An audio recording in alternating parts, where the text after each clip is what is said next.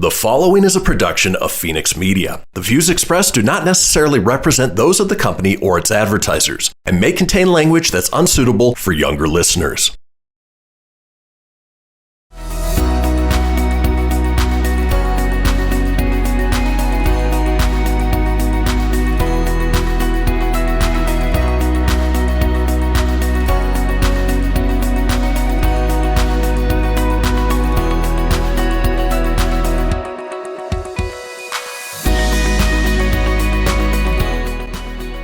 Welcome to the Dogish podcast. Wow, that was really weird sounding. Did I scare you with that one? Listen, Yeah. I'm trying to mix it up, Jason, for our listeners who subscribe and are here every week with us. This is, of course, the Dogish podcast, the only podcast dedicated to dog parents and the topics, events, and personalities that are impacting their lives. My name is Sylvia West.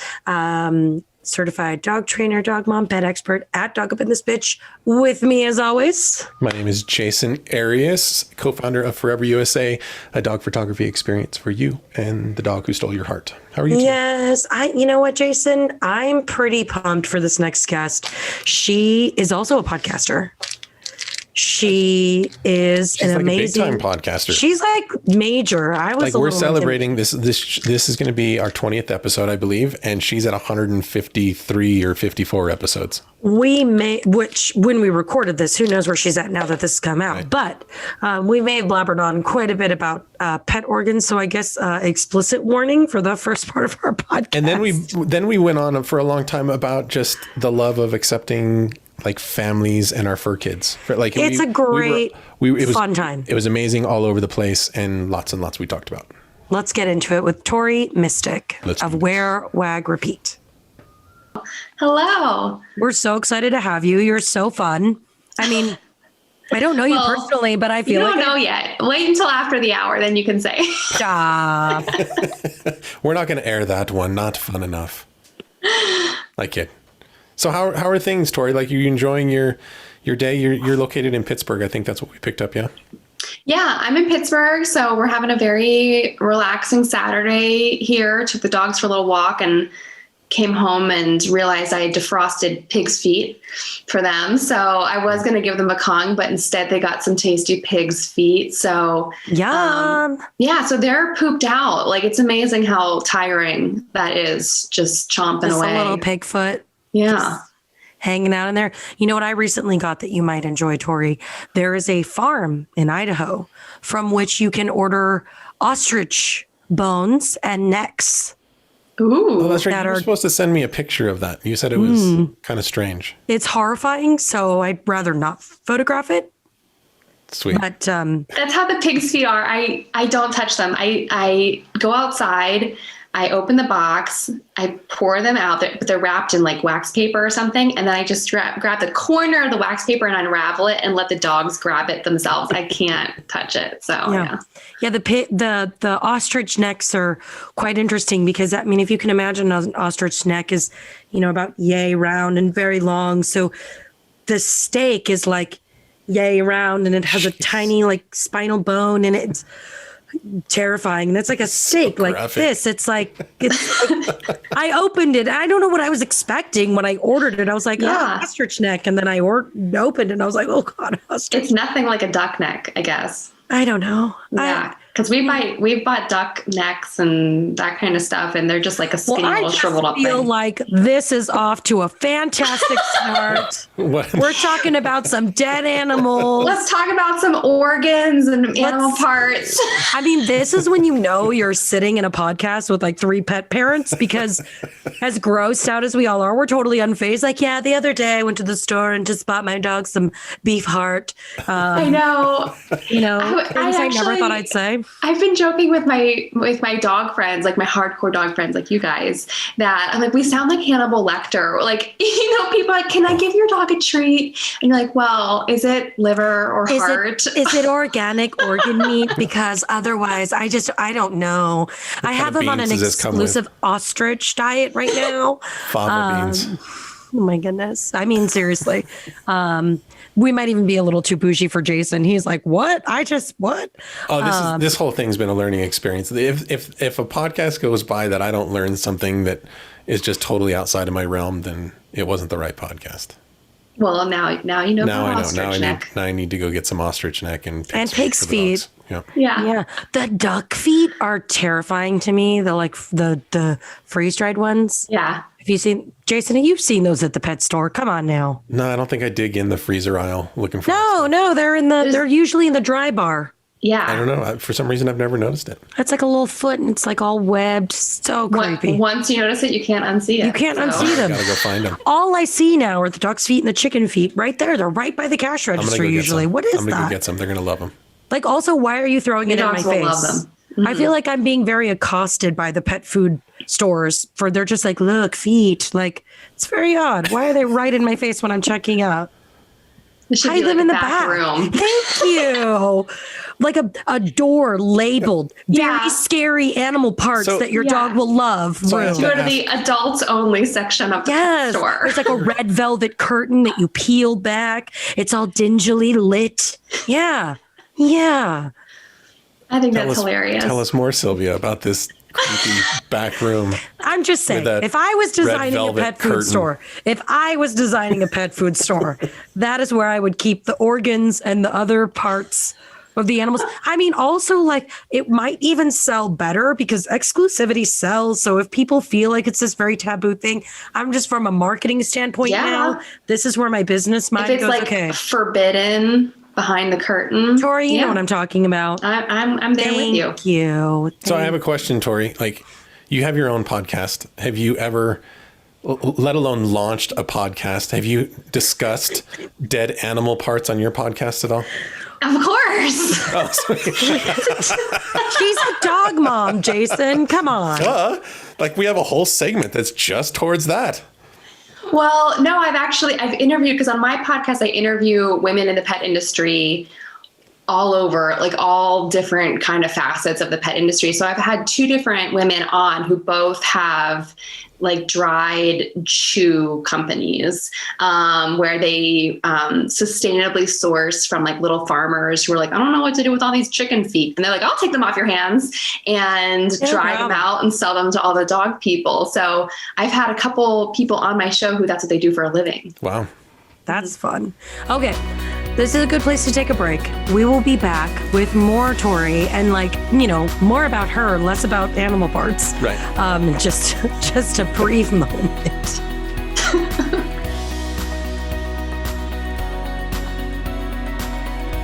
Allison is perfect. I mean, she'd never tell you that. She's humble and perfect. She likes everyone. She even likes her untidy roommate's weird guinea pig. Allison, wait, are you texting and driving? Allison, no, that's the exact opposite of what I was just saying about you. Why, Allison, why?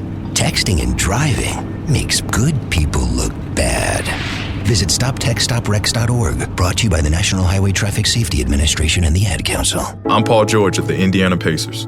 When I was 6, my days were spent playing basketball. When I was 6, my dream was to make it to the NBA. When I was 6, my mom had a stroke. So I want you to learn to spot a stroke fast. F-A-S-T. F, face drooping. A, arm weakness. S, speech difficulty. T, time to call 911. I'm Paul George. Spot a stroke fast. Visit strokeassociation.org. Brought to you by the American Stroke Association and the Ad Council. My name is Lola Silvestri, and I'm going to be 95 this year. I was very independent. I fell, and I had to have Meals on Wheels. America, let's do lunch. 1 in 6 seniors faces the threat of hunger, and millions more live in isolation. Drop off a hot meal and say a quick hello. Volunteer for Meals on Wheels by donating your lunch break at americaletsdolunch.org. This message brought to you by Meals on Wheels America and the Ad Council. Dear John, I'm leaving. Uncontrolled high blood pressure is serious, and I can quit whenever I want. Why can't we get back to when you checked on me? I don't want to leave, but remember, when I quit, you quit. Sincerely, your heart. Listen to your heart and don't let it quit on you. High blood pressure can lead to a stroke, heart attack, or death. Get yours to a healthy range today. For help keeping yours at a healthy range, text PRESSURE to 97779. A message from the American Heart Association, the American Stroke Association, and the Ad Council. WWE superstar Alberto Del Rio. Take one. Behold the angry giant. Try it again, Alberto. Behold the angry giant. Perfect. Good luck tonight. Behold the angry giant. Yay! Read me another one, Dad. This is WWE superstar Alberto Del Rio. It only takes a moment to make a moment. Take time to be a dad today. Visit fatherhood.gov, brought to you by the U.S. Department of Health and Human Services and the Ad Council. It may be hard to believe, but people just like you are already saving money. FeedThePig.org makes it easy. Their simple savings plan teaches you how to start saving without going overboard, so you don't need to sell all your belongings and live in a commune. These dungarees belong to all of us now, Tom. You don't need to get a second job as a stuntman. We need a new stuntman! You just need FeedThePig.org. Don't get left behind. Get tips and tools at FeedThePig.org. Brought to you by the American Institute of CPAs and the Ad Council. You're listening to Fenix Media. Listen live and explore more great shows at phoenixmedia.us.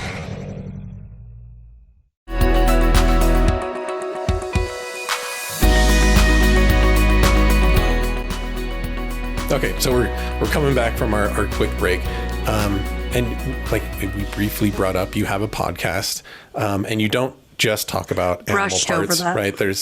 There's other things that you talk about. What are some of the other things that you spend a lot of time talking about? What's the name of your podcast again? Yeah, sure. So it's called the Wear Wag Repeat podcast. It's Wear, the like, same name. How do you spell wear on this one? WEAR. There you go. So that's the name of my blog. And just to kind of tell you why it's named that, when I first started my blog, it was to document my two loves of style and dogs. Now, especially during the pandemic, the style has gone way out the window. It's just all dogs now, but sweatpants and dogs. That's how it started. That's why it's Wear Wag Repeat. So on my podcast, and I have over 150 episodes now at this point. Yeah, I think it's 154. Yeah. I It's felt a lot very of episodes. intimidated. We're like, we swear we know what we're doing. And when I started it, I was like, I'm just going to interview cool, creative women who have dogs and do cool, creative things. And we'll just talk about what they do, and we'll talk about dogs. And then how it kind of evolved naturally, I ended up finding so many interesting women, specifically in the pet industry, who weren't just cool and creative, but they worked with dogs and had dogs, and other pets too, but mostly dogs. And so I talked to people who maybe launched a Kickstarter, and they tell me like all about what that was like, or someone who bakes treats or makes doggy frozen yogurt, and it's gotten picked up nationally in stores. Like, we talk about all kinds of things, about how to grow your pet industry business. But then we talk about business and dogs at the same time, because I think that's what people like. Well, they go together so well. They go together so well. I mean, that was, Sylvia and I've talked about it many times. The reason that this has been something that has really fulfilled us both in the photography and even now in the podcast, it's lighthearted and exciting and lots of opportunity, and it's neutral. It crosses so many boundaries as well between different mindsets, and like, it's just a good, and everybody loves having dogs in the office and at home. Like, is that we can't have a studio dog because we have people bringing their dogs in all the time. But I'll never forget the first time I told somebody, they said, "Oh, I got to go drop off, my dog at home." I said, "You can just leave him here for the day, pick him up when your errands are done." Like, what other business can you get to say that than dog businesses? Yeah, it's really cool. And there's just, every time I'm interviewing someone, there's some kind of like analogy that just relates to business and to dogs. I was just talking to someone yesterday. She owns 6 grooming shops around Arizona, and she also has 6 chihuahuas. And are they all named after her chihuahua? Well, so I have 2 Labradors, and I love having 2 dogs. And so I was talking to her, I was like, with dogs, going from 1 to 2 is like a big jump. but then going from like 2 to 6, like, you know, how does that relate from going to 1 to 2 grooming shops versus 1 to 6 grooming shops? And she's like, it's the same thing. Like going from 1 to 2 is hard, but then from there on, it's just like add another one in. And it's very much like that with dogs, I think, too. Yeah, definitely. I love that analogy. And I think too, like the awesome thing about having a dog business is it's for everybody. You know, because everybody, you know, we here at the Dogish podcast really celebrate that human animal connection. Wow, I almost made up my own word, humanal. But that human animal bond, you know, with our furry family members. And really, anytime you're in a dog business, you really are creating a safe, neutral space where everybody feels welcome, because the only thing that matters in that space is their love for dogs. And I personally think that no other animal is more deserving of our love, but I'm very biased as my like Pomeranian just rests gently in my lap. Though I have to say, Jasen, so this is a new thing that my dog Hunter has been joining in the podcasting. That's true. Yeah. But I realize it's because this chair that I sit in for podcasting is his armchair. And so now I'm realizing like he doesn't actually want to spend time with me. He just wants his chair. And I'm in it. Yeah. So you're 153, 154 episodes in on this journey now, that it started out as dog and style and has turned into kind of like a woman entrepreneurship in the dog related community.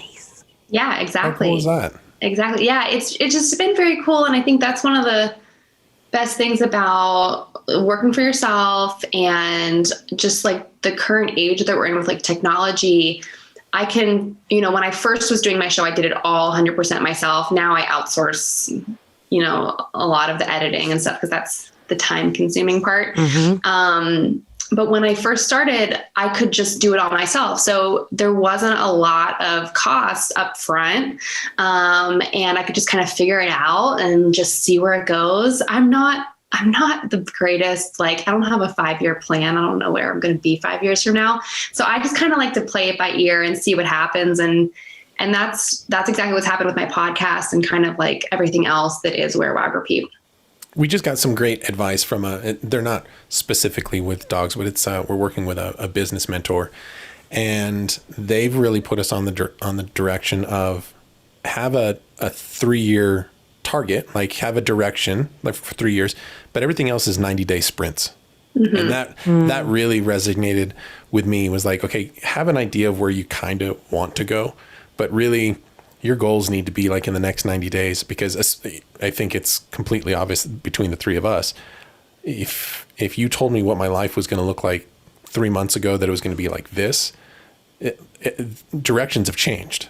Yeah, Right? Absolutely. And that's I think for me, that's one of the key indicators that things are going well, is that your stuff should be changing every 90 days. Your plans should be changing every 3 to 6 months and growing and moving. And so, yeah, having a 5-year plan is not for me either.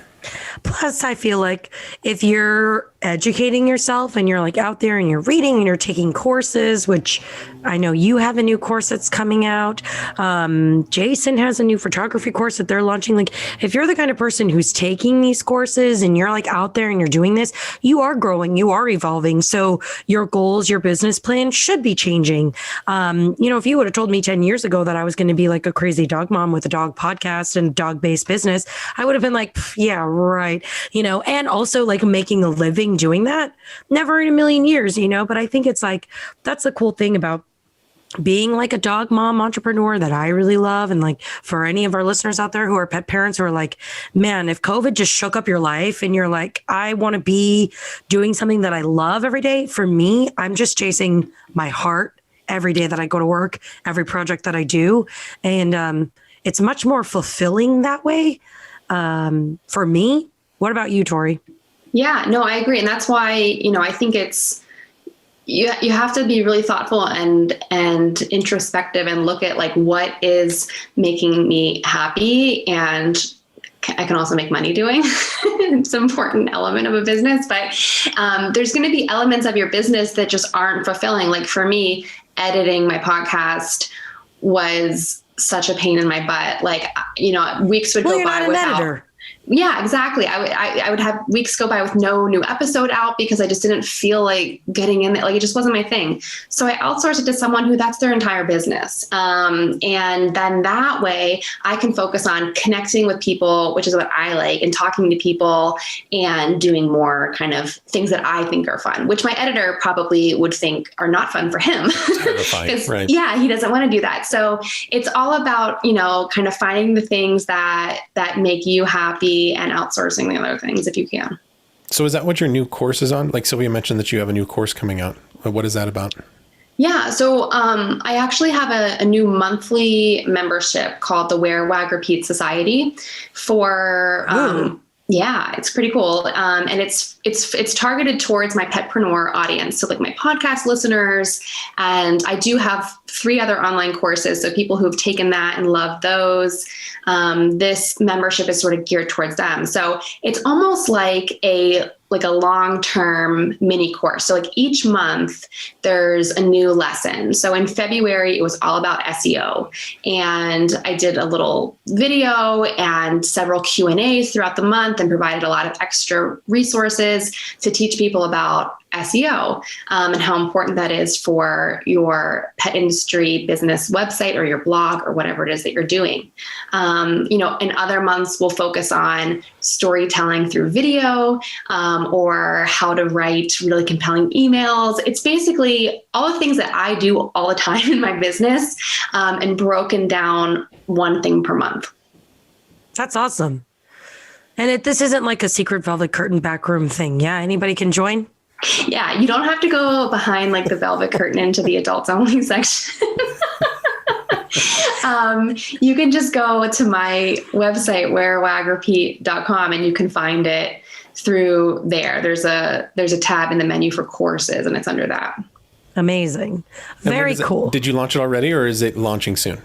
It actually launched in January, and at the moment, thank you. Yeah, I had 70 people or 74 people or something sign up when I first launched it. And so right now it's on wait list because I don't want new people coming in all the time. It's kind of like disruptive. So we'll open it back up, or I'll open it back up. We is like me and Bert and Lucy, but I'll open it back up. Well, they have a paw in this. Yeah. This whole pandemic, I'm like, can they just learn to type? How hard would it be? Make them earn them kibble monies for real. Oh my gosh. Well, I have an interesting question when we get back that I'm dying to know, and I'm sure our listeners too. Quick break and we'll get right to it.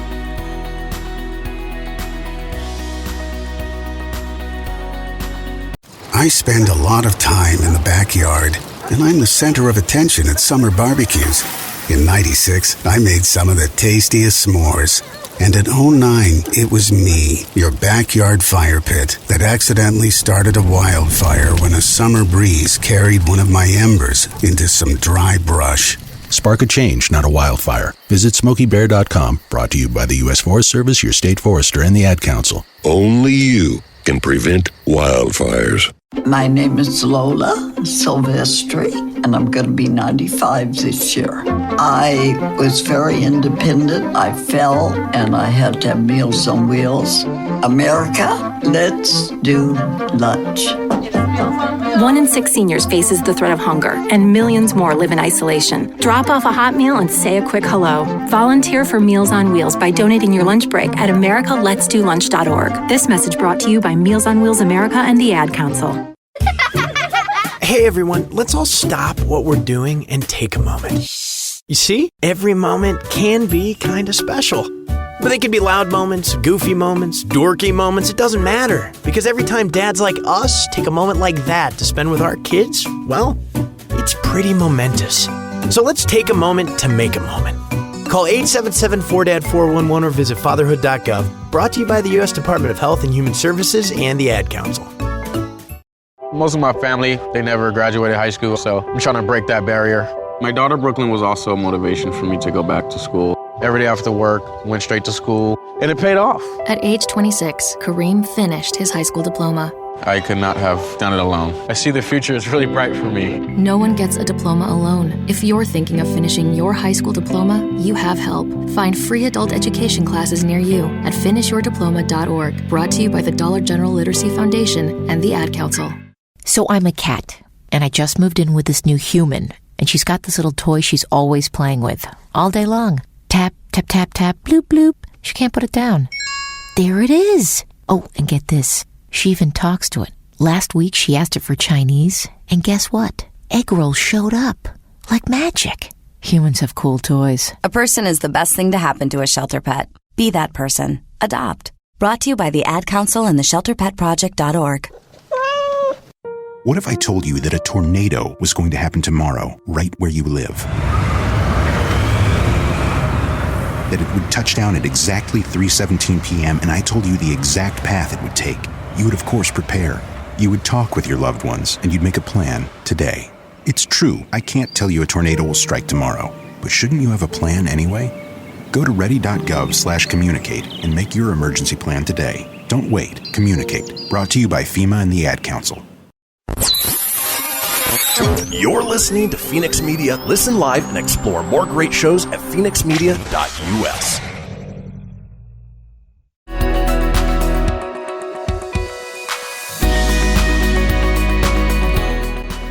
So we're back. I need to know, Tori, how did you go from dog mom fanatic, like, to this like entrepreneur mogul, basically, because you have like a lot of sectors to your business. So talk to me about like, who was Tori when she was just like Bert and Lucy's mom? Yeah, well, I was just a young girl with a pink front door, just loving my dogs. And sounds like a Journey song. Yeah, I know. Small town girl with the pink door. Yeah, that's it. I'm a Steel Town girl, actually, Pittsburgh. Wow. So there you go. But no, I actually, it's interesting. My old dog, Lola, I've always had chocolate labs. My aunt had chocolate labs, and Lola was one of her puppies. So we were just kind of been like a chocolate lab family. And my old dog, Lola, I loved her so much. And when I first started Wear Wag Repeat, I think I started it before I even got Lucy, or like right when Lucy was like about to arrive as a puppy. And so it was just like me posing in my outfit photos with my dog and like doing Pinterest tutorials and having my dog by my side. And what I found was that whenever I was doing outfitty fashion photos, I would get like crickets. Nobody was commenting, and like nothing would happen because it was very saturated. And also fashion bloggers are not the nicest group of people. So then I found that whenever I was posting about my dogs, there was this whole group of dog bloggers on the internet.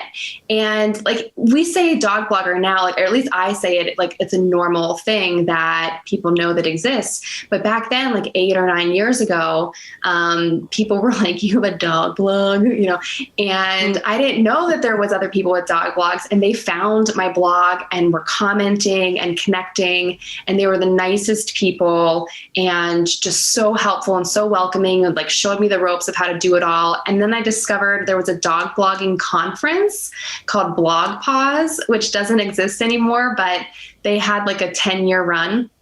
And I went to that a couple of years, and that's at that conference and another blogging conference that was not dogs, just regular bloggers. At those conferences is where I realized, oh my God, like people are doing this for a living. There's, I was meeting girls who like, they had these very niche topics they were blogging about, and they were like, oh yeah, I have 14 employees. And I was like, oh my gosh. So, I always joke that it's like a made up job, because when we were growing up, this did not exist. Mm-hmm. So, when you were in school and you're like, what do you want to be when you grow up? This was not a possibility. So it's just kind of, I think it's important. I like to embrace my like inner 6-year-old. If you can act like a 6-year-old as much as possible, I think you'll have a happier life. And so I just try to be like curious and excited about things and learn about things in that way. I think we all have kind of a similar story on where it just kind of like launched, where we were on the path to do one thing, and the next thing you know, you just got pulled in through this passion and then found it's the dog happiness. vortex. Yeah. Just like it's the dog people that suck you in, because dog people are the best people, obviously. And so there is a level of compassion that people have. Yeah. And camaraderie. And just helpful. And like, if you have a question, dog people are always happy to help you figure out the answer, not like go figure it out yourself. You know, people in the dog world everyone don't wants say to that. give their opinion. Mm-hmm. Yeah, which can be good and bad. It can be good and bad. But, you know, everybody has a story. Everybody has an experience. You know, we're all kind of in this microcosm. It's really a new world. This idea of like our dogs as family members is new. You know, 8 or 9 years ago, there weren't dog blogs because there didn't need to be. You know, we were still celebrating dominance training, and training wasn't popularized, and what was popularized wasn't great. And, you know, a lot of people still had backyard dogs and things like that, you know? So I think definitely there's been an overall shift in the way we even view our dogs, which has just changed. But I'll say for me, you know, going into like even the social media communities, specifically as a dog parent, there's just so much more support, and like, everybody's just there to kind of give you a hug. It's a different experience of social media than I think the average person is experiencing. Well, and I think so the other thing, we've been talking about curtains a lot too, but pulling back that curtain and giving people a place to feel comfortable and really celebrate the love that they have for those family members. You know, it's on the photography side of stuff, we really recognize people were struggling. There's baby showers and baby photos and all of this stuff as being I'm a first time mom and we're going to have these celebrations.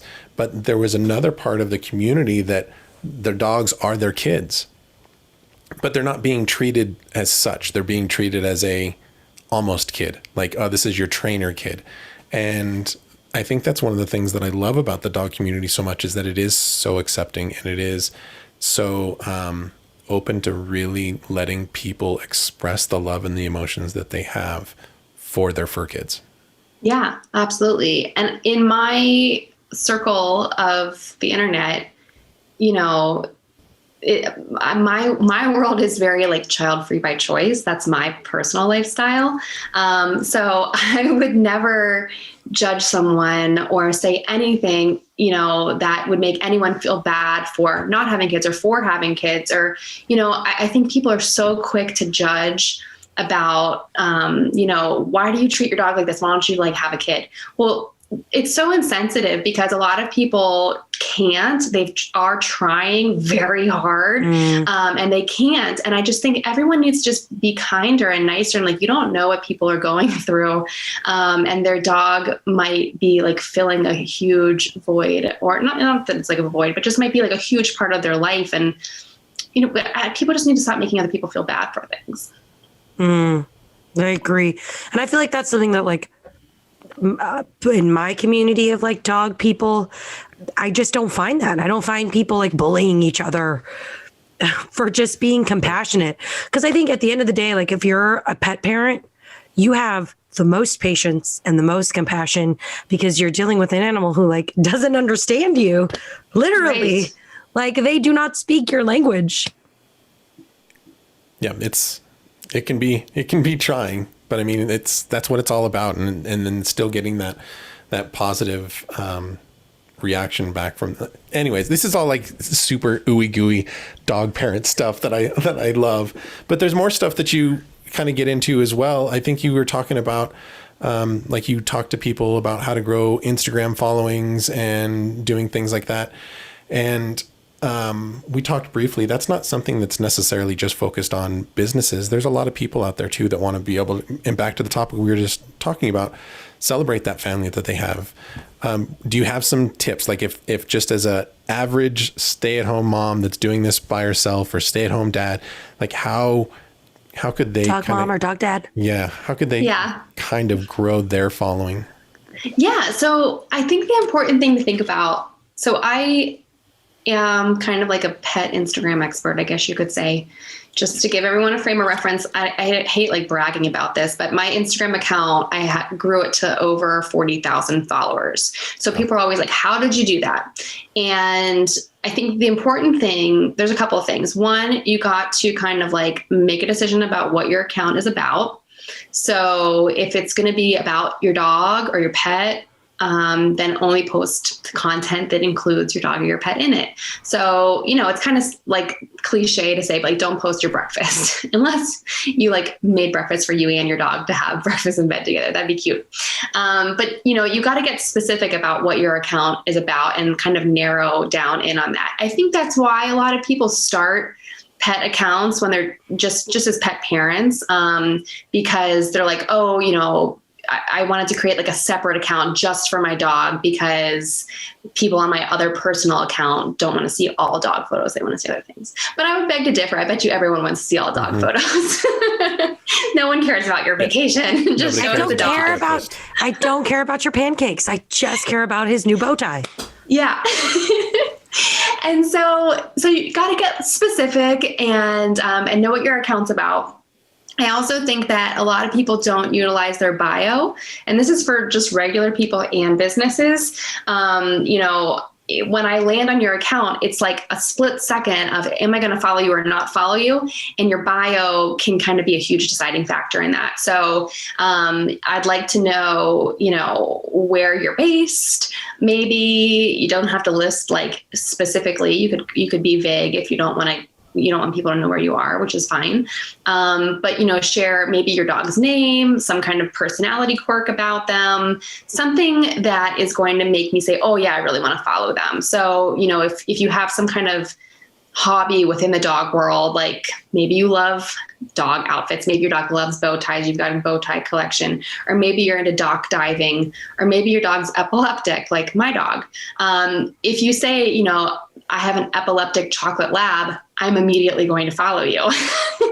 But if you don't put that in your bio, I'm not going to know that we have so much in common and how great your account could be for my interests. So make sure to put something in your bio so that people are like, yeah, I love this. I want to follow this. And then the third thing is also to be just realistic about what you're trying to get out of it. So I see a lot of people when it's just like their dog's account and they're like, I just want so many likes. I just want 1 million likes on my dog's photo. And I'm like, but why? Like, what is it going to do for you? So just get clear about that, and if you do just want lots of likes, that's fine.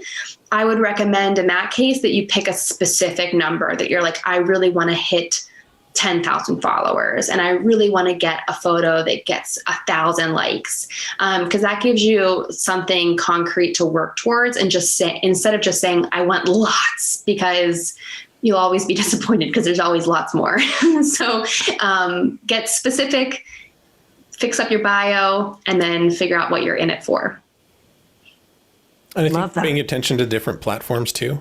I try and keep my ear to the ground on all of this, but at the same time, I'm hearing you talk about some things. I'm like, well, we're not doing that. We're not doing that. And yeah, after we hang up, you guys are going to be updating your bios. But I also mine refreshes frequently. But on that note, we're going to take a quick break. Okay. I got you, Jason. Oh, we'll be right back. All right.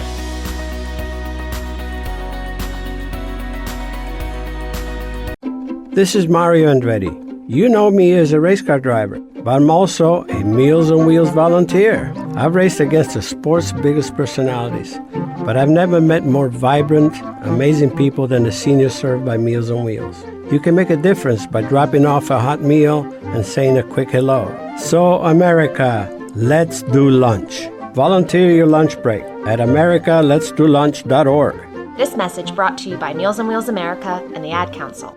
People been saying to your friend, get a different face, and posting on their feed, they're super ugly. The things they say to them online are cruel and they're not true. So tell your friend, I'll stand up for you.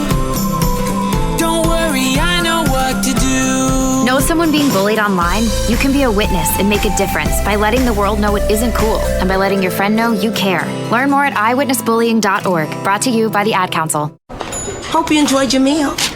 And I just want to say, he's lucky to have a brother like you. Lucky? Caring for my brother is far from easy. But he's a part of me, like my arms and legs, so I'll be his. No time for tired. Nothing can disable this love. He needs me, but I'm the lucky one, even though I need help now and then. If you're caring for a loved one, visit aarp.org/caregiving for care guides and community. Support for your strength. Brought to you by AARP and the Ad Council. Allison is perfect. I mean, she'd never tell you that. She's humble and perfect. She likes everyone. She even likes her untidy roommate's weird guinea pig. Allison, wait, are you texting and driving? Allison, no. That's the exact opposite of what I was just saying about you. Why, Allison? Why? Texting and driving makes good people look bad. Visit StopTextStopWrecks.org. Brought to you by the National Highway Traffic Safety Administration and the Ad Council. I'm Paul George of the Indiana Pacers. When I was 6, my days were spent playing basketball. When I was 6, my dream was to make it to the NBA. When I was 6, my mom had a stroke. So I want you to learn to spot a stroke fast. F-A-S-T. F, face drooping. A, arm weakness. S, speech difficulty. T, time to call 911. I'm Paul George. Spot a stroke fast. Visit strokeassociation.org. Brought to you by the American Stroke Association and the Ad Council. My name is Lola Silvestri, and I'm going to be 95 this year. I was very independent. I fell, and I had to have Meals on Wheels. America, let's do lunch. 1 in 6 seniors faces the threat of hunger, and millions more live in isolation. Drop off a hot meal and say a quick hello. Volunteer for Meals on Wheels by donating your lunch break at americaletsdolunch.org. This message brought to you by Meals on Wheels America and the Ad Council. You're listening to Fenix Media. Listen live and explore more great shows at phoenixmedia.us.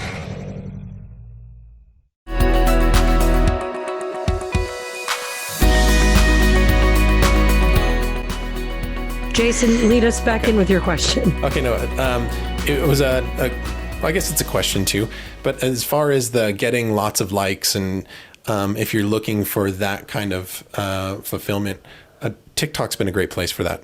Yeah?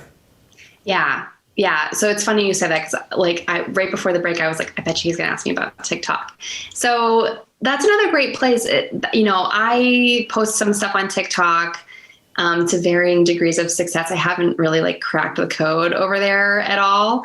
But some dogs just take off. Some dog accounts just take off over there. And the neat thing about TikTok is it doesn't really matter how many followers you have that doesn't relate to how many people are going to see your video. So you could have hundreds of thousands of followers. You could have 100 followers, and the algorithm might just decide to show it to everyone on the planet. Well, I heard Gary Vee go on a spiel one day. He's like, there's nothing ever that you've been able to create a new account, make your first post, and get 1 million views. That just doesn't and you can do that with TikTok. You can get all of that. So we haven't launched one yet, but it's on the to-do list. Yeah. So with that being said, I did have a video that has almost 1 million views. It has 940,000 views. And I have not had any video since then get remotely close to that. So it is cool and exciting. But it also is just so unpredictable. And so just because I have almost 1 million views on one video, every other one has 500 views. So, it's just. But that's still a lot. And I think that we get, we water it down sometimes. We get used to, our photography one, we're at 6,500 fans over there, whatever it is. And that doesn't seem like very much. But on the flip side of things, when you're first getting started, 100 is a lot of people. I heard somebody was doing a stream and they said, somebody would be like, oh, how do you feel? You only have 30 people following your stream. And he said, well, if I was sitting here and I had 30 people standing in the room with me, that's a lot of people. Yeah. So, and that comes back to what do you want to get out of it? So my my podcast is very specific. I don't have as many listeners as some other podcasts, but it is doing exactly what I want it to do. You know, it is speaking exactly to the precise audience that I want to reach. I don't want to reach everybody. And so it's fine with me. It's more than fine that I have maybe lower numbers than some other shows, because it's doing what I want it to do. And I think there's a lot to be said. Like, if you're trying to talk to everybody, then you're not talking to anybody. Right. Mm-hmm. You know, and I think that's what's so cool about what you do. Even as like a blogger, it's like this very specific, you're like, I cater to dog moms who rabidly love their dogs and rabidly love fashion all at the same time.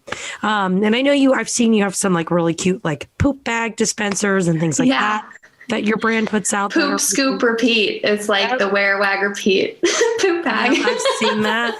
It's really, they're like little, So I think that, like you said, your brands are doing exactly what you designed them to do. And I think that's why they're so successful. Thank you. I didn't know about the poop, scoop, and repeat bags, but I love that. It's like a poop bag holder, a poop bag dispenser thingy that clips on your leash. That's cool. This is like, I love the stories where it just starts out like I was kind of doing this as the side, and that passion just slowly turned into this. And now people are kind of pushing me into this direction and growing and doing, and congrats. I mean, that's super, super cool. Thank you so much. Yeah. So now let's give you a little bit of space to gush over the dogs that inspired it all. Talk to us about Bert and Lucy just for a little while. Yeah. Oh my gosh. Well, how much time do you have? As much as you need. We'll cut it up. Go, girl. This is you. So Bert and Lucy are my two chocolate labs that I have now. They just turned 9 years old. So they're sexy seniors. And I've had Lucy since she was a puppy. She's from a really responsible breeder in West Virginia, a couple hours south of Pittsburgh. And I know a lot of other people who've gotten dogs from her. She's really into, maintaining the integrity of the Labrador breed. So she's a really great breeder. So Lucy's from there. And then Bert is a rescue. And Bert's story, well, I guess... So I had Lucy and my old dog Lola at the same time. I like having two dogs. I love it. But Lola, got to be older and she passed away. And then I had Lucy by herself for about 2 years.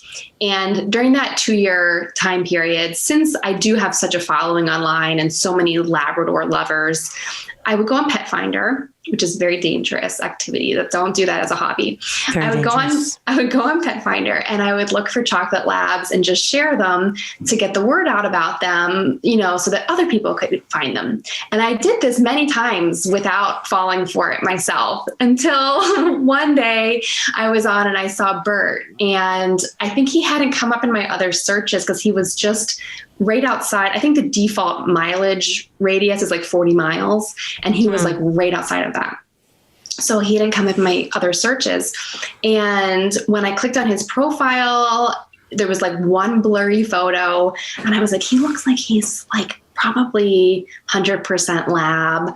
He looks like just a cool guy. And so I called the shelter and I learned that he'd been in there for over a year. Wow. And in his bio, it said special needs. And I was like, what does that mean? What's special? And they said he's epileptic. But they had him on medication and they were managing it. And I was like, well, can I come see him? And they're like, yeah, like he's wide open. He doesn't get very many visitors. Oh my God. It was like the saddest thing.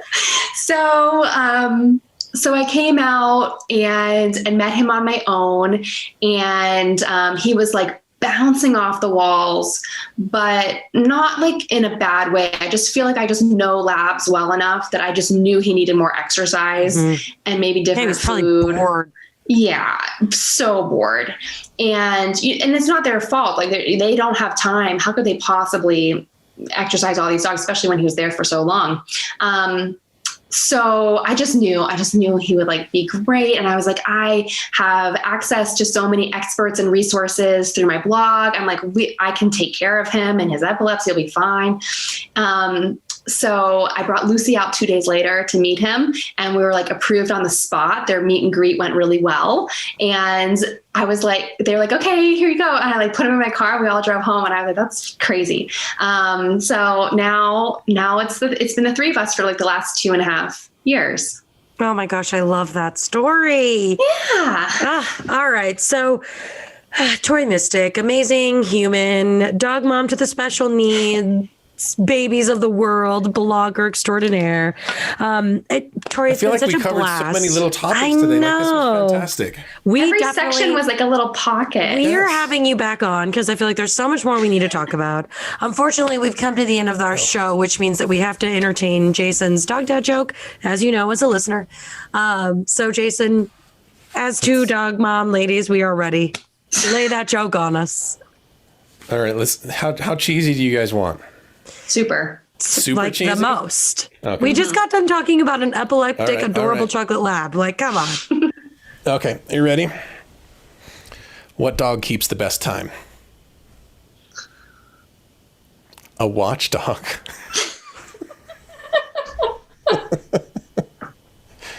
You asked for cheesy. I mean, I did originally. This is just how my brain is working. I did see a dog wearing a watch like when you said it, or like a, and then I was like, oh, I was trying to think of like a Swiss dog. Yeah, something like that. Yeah. Mm-hmm. Yeah. Sorry, yeah. Ultra cheesy. It was perfect. I think it was a great way. There we go. To end our show today, Tori. This was amazing. Yes, it was so good getting to meet you. Thank you guys so much. This was really super fun. It was so fun to like be the guest for a change. You should do it more. You interview great. You do. Oh, thank you so much. It's fun. All right. Until next time. Until next time. I want to thank everybody, like always, for joining us on today's podcast and listening to and discussing with Miss Tori and everything that she had to share with us. Like, we were all over the place today, but I felt like it was just like incredible topics at every single turn. And I can't wait to talk to her again. Cannot wait to have her back. Yep. Anything that we talked about, like all of her websites and notes and things like that, social media, we will list down in the show comments. And as always, if there's any topics, events, or personalities that you want us to expand onto or add into the show, please make sure that you email us to let us know.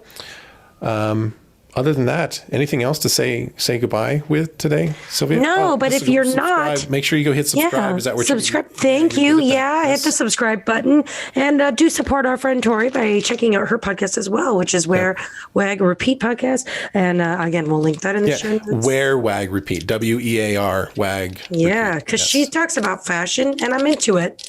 You know, and business, and she's awesome. All right, guys. Until next time. Awesome. Talk to you then.